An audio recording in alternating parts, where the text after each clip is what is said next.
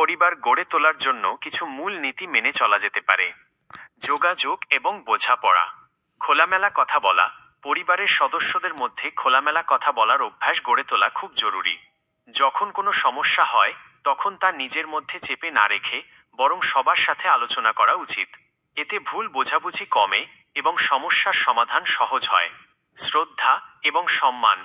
পরিবারের প্রতিটি সদস্যের প্রতি শ্রদ্ধা এবং সম্মান থাকা প্রয়োজন। ছোট বড় সবার মতামতকে গুরুত্ব দিলে পারস্পরিক সম্পর্ক দৃঢ় হয়।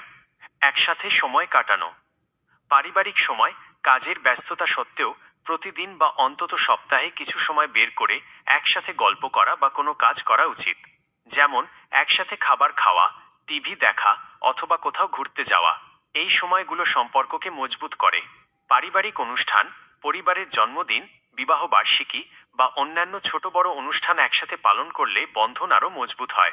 সহযোগিতা এবং সমর্থন। একে অপরের পাশে থাকা।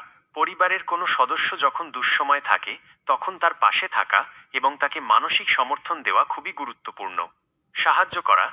পরিবারের কাজে সবাই মিলেমিশে সাহায্য করলে কাজের চাপ কমে এবং সম্পর্কের মধ্যে সজীবতা আসে। যেমন রান্না বা ঘরের কাজ ভাগ করে নেওয়া। ভালোবাসা এবং ক্ষমা। ক্ষমা করা, ভুল করা মানুষের স্বাভাবিক। পরিবারের সদস্যদের ভুলগুলো ক্ষমা করে দিলে সম্পর্ক আরও গভীর হয়। রাগ বা অভিমান পুষে রাখলে সম্পর্ক নষ্ট হতে পারে। ভালোবাসার প্রকাশ। শুধু মনে মনে ভালোবাসা রাখলে হয় না, তা প্রকাশ করাও জরুরি। ছোট ছোট কথায় বা কাজে ভালোবাসার প্রকাশ করা যায়। যেমন তোমাকে ভালোবাসি, তোমাকে নিয়ে গর্ব করি। এই ধরনের কথাগুলো সম্পর্ককে আরও সুন্দর করে। একটি পরিবারকে সুন্দর রাখা কোনো রাতারাতি কাজ নয়, বরং এটি একটি ধারাবাহিক প্রচেষ্টা।